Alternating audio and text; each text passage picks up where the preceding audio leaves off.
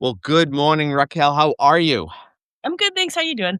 I'm doing great, and I'm so excited that you and I are here today, and even more excited that we got connected through a person that we both really love and respect, and that's our good friend Claudia over at Babasita. She's actually brought me several guests to the show, so snaps to Claudia because she's always coming through for me. I love her. So, Yeah, actually, really- my friend Stina, who I'm working with on a project, is has been on this podcast as well. yeah, and Annalise as well. I don't know if you know Annalise, so you're like the third person that she's brought to the show, so she's amazing.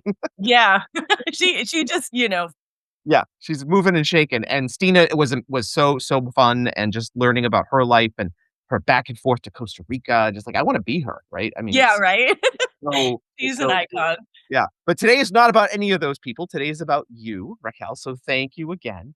We were just talking for a minute, I had mentioned, my daughter went to fashion school, so we have that in common, but, one thing I learned from my daughter is that every designer has an origin story, right? And I would Yeah. love a little bit about your origin story. When did you sort of first find yourself pulled towards fashion, towards making clothing? What was that moment, if you could define a moment, Raquel, when you realized that this is your language?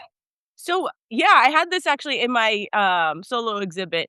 So, when I was 5, I was caught in my room sewing a button to, some, kids felting material that you use for crafts, and I draped a shawl collar and, like, cut holes for sleeves for my Cabbage Patch doll, I love it. and my mom, just never touched a sewing needle in her life, she's, you know, not that's not her thing, and Uh, she's like, You're 5, you found a sewing needle, you threaded the sewing needle, you made a jacket for your doll." Like, she was just like, "What happened? What just happened, yeah, what the hell just happened? Yeah. and, so she took me and I showed my nana, and then my nana was like, "We'll have to get you to fashion school." Which just didn't happen, but Right. ultimately, I guess kind of like it went on the back burner, and then I was living in Philly and I always worked at like some sort of, consignment shop, Sure. vintage store. I got headhunted at the vintage store because the woman saw me shopping and she's like, "You look so intrinsically at my clothes, like, I've never had an employee here, but if I was to have an employee, you'd be an Would be employee, you. so do Yeah, you wanna work exactly, here?" yeah. And she was just a super cool punk lady, and I used to upcycle all her clothes. Oh, And then I read a Vivienne Westwood book while I was in Philly, and I was like, "Oh, I should go to right. fashion Those are school yeah. because this is definitely what I'm called to do, Yeah. what I've been doing." I just was like I was never really like, "Oh, let's read a Vogue magazine," or like, "I wanna be a pretty model," or like anything like that. I just really love, making of clothing. That's amazing. So Yeah. that's what brought me here to this Well, moment, I guess, in my life. you've worked on both sides of the pond, right? You've worked with independent designers in the UK, Yeah. in the US. You've been working for well over a decade now. Kind of how did those early days kinda shape the designer that you are now?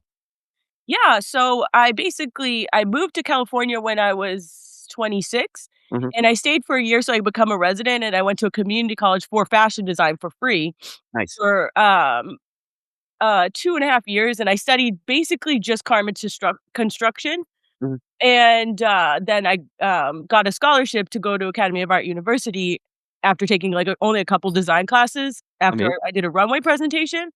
And yeah, it just kind of like I always had my hand in the, hospitality industry, so I was working at a restaurant, and the person I worked with by happenstance had graduated from Academy of the Art University while I was still there, and she owned Camperette, which is a huge, luxe designer label in San Mhm. Francisco. Yeah. And she was like, "Yeah, do you wanna, make some samples for us? We need, some quick samples to bring to Paris for our showroom." And I was like, "Yeah." I was still in school at the time, and, that was a great pillar to add to, the applications, and then, Yeah. Your after I got the resume. Yeah. scholarship, I went to the UK, and then I had that under my belt, and then that led me to get into more spaces while I was there. I had such a short time, so I went to the UK in 2019. Mm. And so, from August 2019 until March 2020, I did 3 different internships working for different designers, and I tried to Crazy. work with as many people as luckily, like, I hit the ground running as hard as I could because You had then I just to got manage. shut in Yeah. with no studio, and I was like, "No!" Um, Yeah, because I was like, "Go, go, go, go, go," for so many years, and then finally, it's like the world shut down, and I was like, "My studio's in storage in San Francisco right now." God, yeah, And that's and when I you're started hand sitting sewing so there, I had yeah. more equipment. Oh my god. Oh my god. Um, but yeah, now hand sewing is basically I have all this equipment now back, and I got my studio up and running, and I'm like, I still do hand sewing all the time because it just It it's works. more natural to me now after, Well, you've like been doing it since you were 5, right? I mean, come on. yeah, exactly. Yeah, yeah. So, I mean, it's just my favorite form of creating. I Uh, love I love that. So good. I wanna talk to you about your brand. So your brand, Valentina Ventura XX, is that the right way to pronounce it? Is that yes. appropriate? Okay. So it's super personal, and I've just become familiar with your brand through our mutual introduction, so I've really just started digging into, all your Instagram posts and following along with the recent runway shows that you've been doing and other collabs that you've been doing and hitting your website. But I did read on your website that it's an homage to your family's lineage, right? Yes. Yeah. Tell me about that. Tell me about that and how it kind of built the creative identity for you. So, yes, my mom is born on Valentine's Day, so that's where I got the name Valentina. Ventura is my, maternal grandfather's name, Mhm. and my great-grandmother, who was a Ventura, was the seamstress from Sicily, who I think is kind of where I have this skill kind of lineage from. So, Very cool. Um, I had worked on I've been working on creating a brand since I was, in my early 20s, and it just becomes different names, different names, different names, and then Mhm. when my mom came home from the hairdresser, she was like, "Yeah, my hairdresser was like, 'Your name should be Valentina if you're born on Valentine's Day,'" and I was like, "Oh, wait." Like, the whole name came together, and then I added the XX because, like, Valentina Ventura was super hard to get, like, all the URLs and, like, Instagram handles and stuff, Right. and, it's just cheeky, like, fun, like, Yeah. yeah, and sometimes, like, when I'm trying to post on marketplaces or they're like, "XX," like, "That's dirty," and I'm like, "It's literally Yeah. like a kiss kiss," like, Yeah. "What?" Right? Yeah. Yeah. Oh, it's so funny, but yeah, I really like it, Yeah. I love that. I love that. And love that your brand kind of celebrates really the feminine identity, right? And the queer femme identity and kind of challenges, I think, very traditional ideas of sexuality, femininity. Um, that's probably started a lot of conversations for you. You just mentioned the XX, and people will kind of stop and think about that for a second. What kind of conversations has it started for you? Honestly, I just write whatever in my Instagram post because I feel like people I just, love like, it. literally leave emojis underneath, and it doesn't start a dialogue. I would love Okay. to start a You want to dialogue. start it? I Okay, love so discourse. call to action, people. We need to start more dialogues. Yeah, start a dialogue with me, I get, a lot of people, like, when I'm working with somebody new, they're like, "What are you gonna be doing?" Like, everyone always thinks I'm, like, this wild and crazy person. I always I'm super consensual, like, I would never ever put an audience member or a model in a position where they were, like, being outside of their own comfort Uncomfortable. zone, Yeah. and that's why I modeled my last runway because it's like no one else could have done that specific Right. idea besides me, Sure.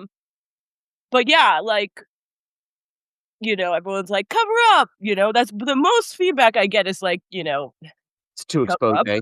Yeah, too And I'm exposed. like, "The body isn't inherently sexual. Men sexualize it, like, let women be free, or Right. everyone be free," like, nudity actually is, like, less sexual than being clothed, and, like, that's kind of, like, the biggest message I could say Right. that, like, I had a friend, and he was like, "I always see you dressing me with your eyes," because like, he knew how much I loved clothes, and it's like, and it's true, like, I don't wanna see a stark ass naked human, I wanna see clothes on the human, like, that's Right. what draws me That's in, what like, drives that's you in. Yeah, you yeah. know, That's so alluring. cool. So it's just like when people find the nudity in my clothes to be sexual, I'm just like, it's actually the opposite. It's actually the opposite, yeah, so get over that. Yeah. You, and alright, so that's a great other segue I wanna get into with you. So I mentioned to you my daughter went to fashion school.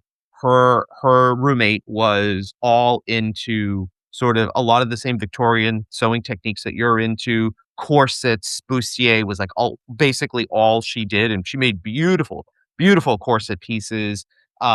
You've got a lot of places that you're pulling from, right? Whether it be cinema, outsider art. How do those influences kinda if you can describe it, how do those influences kinda come together in your mind, Raquel, when you're thinking about creating a new piece? Like, pulling from fetish wear or pulling from Victorian sewing or does it not happen that way? So, yeah, I'll just be making a garment, and then it starts kinda like a conversation in my head, and then it starts building out the collection. Like, I have a collection that I've been kind of, like, keeping under wraps because it's just really slowly coming out, and then some stuff like Underbelly, literally, like, I started writing it in December, and it just, like, blurped out of me, and while I was making that collection, I was reading a history of corsetry and bras and, like, where it all came from, where the supports come from, and then it kind of informs, like, where I put my seam lines or Yeah. what fabrics I choose to put where. Um, and yeah, I just literally,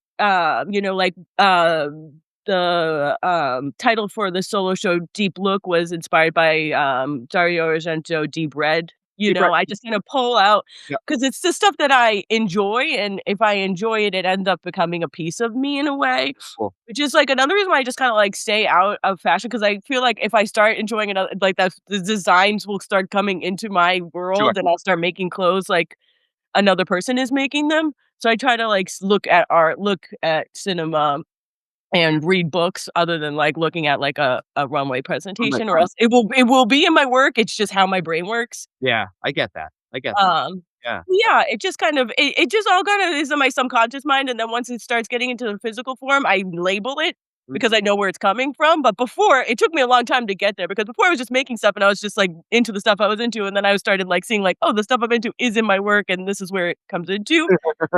But it's all kind of fluid and I just am really intuitive and, I do have plans, but Sure. I like to be free within those plans to, like, let it become what it asks me to I love become rather than I don't force things. don't and you shouldn't force it, right? I mean, that's so Yeah, true. I Yeah, just yeah. hate forcing anything, really. It's just there's so much in the world, like, I don't need to push out a piece of clothes. Perfect, right, yeah. One of the things I always enjoyed about when I would go to my daughter's runway shows is you would see this dichotomy, Raquel, between, like, students who were striving for, like, perfection and polish in their work, and then other students that were more raw, right? And more sort of unencumbered. Mhm. I feel like imperfection is a part of your aesthetic, and I Yeah, yeah, love everything's one big mistake that I made look beautiful, the messy really. and but I think the messiness is, like, very romantic. I just think it's really cool. So, is that it's an important part of your aesthetic, isn't it? Yeah, if you look back at my stuff while I was in school, I did it super polished and perfect so I could get the grades in Yeah, class. yeah, of course, yeah, of And course. it's like I can be super messy because there's such a strong design understanding where I know when I can mess up Yeah, and it's still gonna look hot, and then if I do mess up there, it's not gonna look good anymore, so I have mm, to pull back and get neater. But it took me a long time to get that design language down. yeah, But yeah, I mean, I just don't wanna inspire people not to learn how to design, make clothes, and be messy, and crazy. right. Because, yeah, you need to know how to make clothes in order for them to look good that messy. Yeah, yeah, And, yeah, as another aspect is that I've been working in a lot of, constraints, like, I lost all my that time during the pandemic, I had yeah, you 0 lost all your equipment. equipment, Yeah, yeah, and then I moved home, and I had to build back my studio, but now, and another thing too, it's like I haven't really had like a pattern drafting area. So the upstairs of the building I live in now, which is an art community, has mm, a studio area and a super large drafting table. So, my work is gonna shift and become more polished because I have more access to capacity for it. yeah. But yeah, I just didn't want to stop working because I wasn't able to make something perfect, because I still thought it looked cool and people want to wear it. Yeah, it's so cool. Yeah, I love that. And I love, and again, I'm gonna make a huge leap of faith here, Raquel, right? So Valentina, the use of symbolism of roses in your work, right? I love that. I see a lot. I saw like sort of a lot of like symbolizing beauty, defiance, and the roses appear. Mhm. That's all I'm assuming that's all interconnected to your Valentine, your grandmother, all of that, right? Yeah, yeah, I've always loved roses and dried flowers. I have like all this art is just rose tattoos that I've gotten Okay. randomly to like walk-ins Yeah, because I just think it's fun to have like 0 like idea what you're doing. Just walk into a tattoo shop and ask for a rose tattoo because most tattoo artists have their own niche one. sure. Um, but yeah, roses specifically, love, romance, they're beautiful at all stages. They're beautiful when they're all dried and they become beautiful potpourri. So, like, that's a kind of like a symbolism to femininity Yeah, as well. Like, femininity and sort of like the evolution, right? And everything kinda circles, right? yeah. So, that's really cool.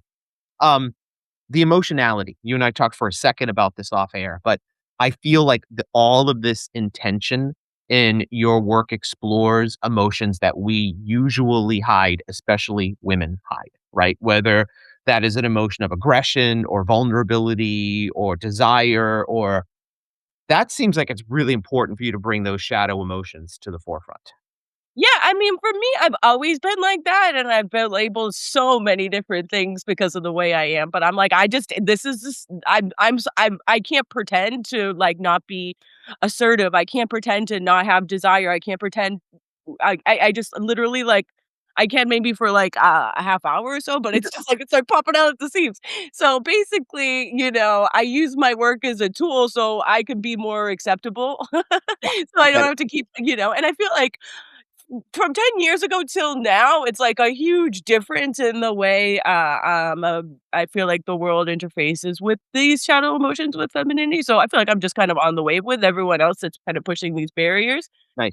Um, and yeah, I think that it's just important, for especially the biggest thing that pushed me in this direction was I moved back to Massachusetts, and I was just like I hadn't lived here since I was 18, and I was like, "Oh, that's why I moved away," 'cause, San Francisco's a lot more like, I was super fucking normal, like, like, my Now friends in Boston, what do they say all about wild and Boston? crazy looking, and I just always dressed this way, and I was just like, like, I was weird enough that I fit in, but I wasn't like I was just normal. I felt like a normal human being. Um, and that's what I miss the most about San Francisco, 'cause, like, there's no other place I've lived where I've been like, "I feel like a normal person." Like, Yeah, this is just normal. maybe do you go down to P-Town at all? It's kinda the only place I feel that kind of somehow embodies that a little bit, you know? Uh, Yeah, yeah, but that's why I veer towards specifically femme queer because I do feel like there is, like, a masculine dominance with this oh, queer sure, sure. community.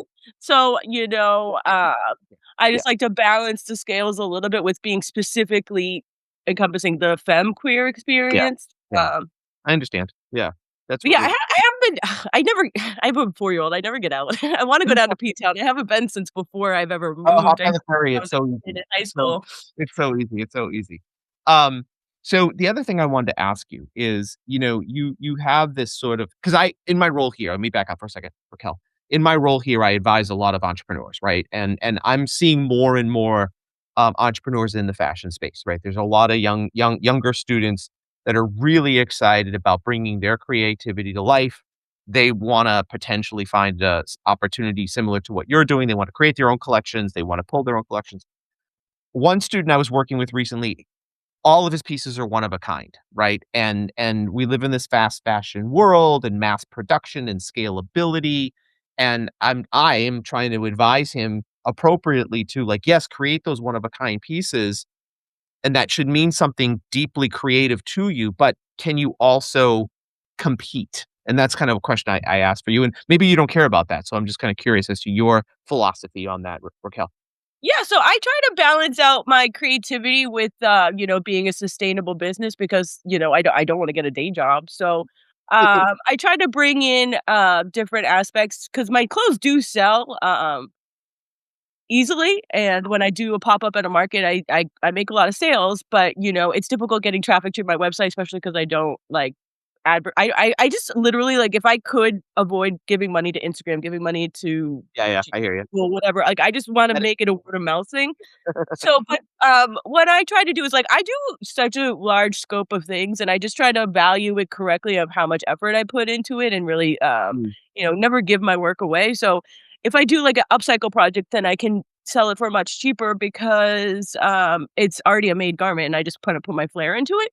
yeah. And so, like, that's kind of like my sustainable aspect of my business that gives it more accessibility for me to create revenue while still creating those one of a kind pieces Mm, and the runway stuff, and, I'm always, like, seeking different ways to kind of create value within my work that's not just but selling one of a kind garments, like selling prints or selling, sure. you Good advice. know, Yeah. art or selling, I'm trying to do more show production and finding out ways that I could, make the show, something that's,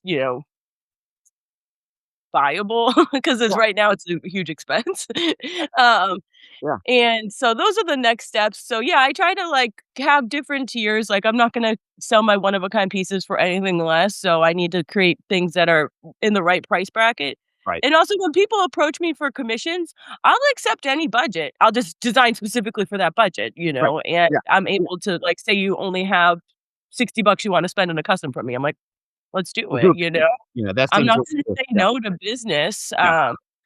And I'll just design accordingly.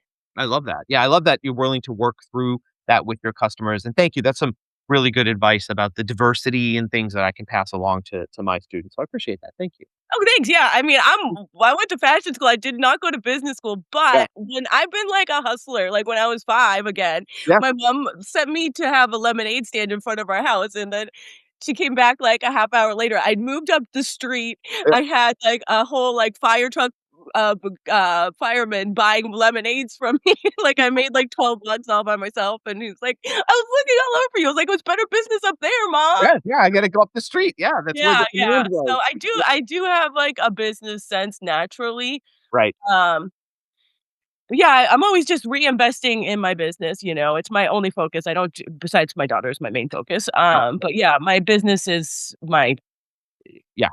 That's what you're investing in, and that makes a lot of sense. Tell me a little bit about when somebody puts on a piece that you've designed. And we talked for earlier a little bit ago about, how dressing for yourself and what that actually looks like and sort of sexuality existing through the male gaze. And that's actually one of the things I love about what Claudia is doing is she's like, look, I'm dressing for myself, right? Yeah, yeah. So when someone puts on a piece you've designed, what do you hope they feel, I guess, in that moment, Raquel, when they slide it on? So yeah, I feel like, I'm designing to make women, and feel good, like, feel good about themselves, be Good. like, "Oh, wow, I feel really hot," and I've gotten a lot of feedback, like, like, "Oh, I was feeling a slump and, I modeled in your show and now I feel, like, fantastic," Yeah. So not, like, specifically ego boost, just reminder of, like, how hot you are and how, you don't need to be validated by the external world. When you dress for yourself, you're validating yourself and reminding yourself of how great you are. Mhm. And it's not something you need to externalize because I feel like a lot of it is people externalizing their value outward that creates like grief within themselves. Sure. So I try to alleviate that with my Yeah. work. Yeah. And it works. People feel like awesome. I mean, I literally like I've had models work with me since the first show and they keep coming back to every That's single a pretty show. good sign. Pretty good sign. Yeah. Yeah, Yeah. and I get a lot of repeat customers. I'm working on a garment right now, and, this client has been coming to me since the very start, and, this is maybe the 6th custom, Wow. and yeah, yeah, it just keeps getting better every single Amazing. time because we work together really well. I love that. I love that.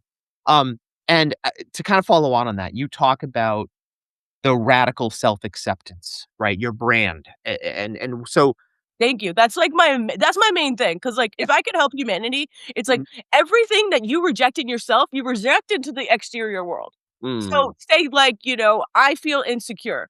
You're not going to bring that on you're gonna put that on other people, and it's like, I'm sick of experiencing it, so I'm just like, "Hey, can you just accept that?" Like, "You're great, I'm great, we're all great together." There would be, like, me and my other friend were talking about it too, how, extreme wealth is a form of insecurity. Right. And we can just debunk, the whole, like, 1%, and we can be like, "Ha, nerds," because 'cause they're so fucking insecure, they have to hoard all the money in the world and watch people starve because they don't feel good about themselves. A person that feels good about themselves is going to want to enrich everything around them. So Yes. that's where it comes from. Like, it's a deep philosophical thing, and, like, I sell sexy clothes, but, like, I'm still, like, trying to add positively to the collective consciousness from what Yeah. I have an understanding of through my work. And then I also like to make the clothes I wanna wear, so Right. Well, and I and don't and I think, what I'm kinda trippy, I think. I don't know. I don't I know love how it. I people mean, thank this you. I like feel like you see me in my work. I appreciate yeah, it. yeah, I would say that very much. And what I wanna kinda ask as we kinda wrap up here is when I encountered your stuff for the first time, which was very recently as we talked about, like, I was thinking, okay, like, this definitely awakened, I guess, something inside of me where I was like, "Wow," again, like, "This is messy, and this is raw, and this is romantic, and this is lusty, and I love this," right? But when someone encounters your work for the first time, whether it's on in a gallery, on a stage, on a runway, a person just on the street, what do you I guess, what do you think or what do you hope it awakens inside of them? Maybe they didn't even know that was there, Raquel. Yeah, I hope that it, awakens, self-acceptance and love, Mm. Mhm, a desire to learn more about themselves, mhm. That's great. and Yeah. yeah, I guess happy, excited. Yeah. Yeah, I think that's pretty important too, right? I mean, ultimately, like I said, for me, I had never seen your stuff before, but when I saw it, I was like, "There's something really wild going on here," right? Thank you. I know everyone that, like, the arts community thinks I'm, like, gonna turn the arts community into, like, this crazy party. But that's okay, like, who cares if you did, right? I mean, why not? I mean, it wouldn't be a crazy party, it would be, a good one. There's a difference. There is a It's difference, yeah. bold. Before I let you go, what's next for you? What's coming up? What's coming down the path? There's a lot of things. So Sunday, I have a gallery exhibit with the Women's Alignment Art Show in Somerville, and I'll be showing 3 pieces on a mannequin, and I have some models that are gonna come and, just be in the event to show off more of the, Underbelly of Femininity collection. So there's 3 new works I haven't released yet at that show. Um, I received a grant, so I'm gonna be creating the next portion of the Authentic Love Bridal collection. There's gonna be 3 looks, and it's gonna be, show in September 2027, so that's just really in the works right now, but it's fun because I get to announce it 'cause, the arts minister has announced it, and, yeah, I'm working on a short film, for really the next collection, I don't wanna do a runway, I just wanna do something different, so I'm gonna be working, and I feel like I might be working in more in that direction, just fashion films, because runways are super fun, but I actually at the end of them, I'm like, Oh, yeah. Yeah, I can "What have imagine. I done?" Yeah. Too tired. I I'm can trying imagine to it's methods so with much that, work. but, and yeah, I have some other stuff going on too, like, that I can't talk about yet because Yeah, it's still that's okay, I get it, we're teasing it, we're teasing it, we're teasing it. yeah, yeah, yeah, those are definites, and Stay yes, they're tuned, happening. stay tuned. Amazing. Well, I'm gonna say Valentina Ventura XX.com and Yes. on Instagram, Valentina Ventura XX. Go find Racheal Xavier, go check out her stuff. It's bridal, it's streetwear, it's dead stock, it's repurposed stuff, it's all over the place, and I just love it. I'm here for it. So, thank you so much for your time, Thank you. and, yeah, we'll keep an eye out for what's coming next. Okay, perfect. Talk to you soon. Thanks soon, bye.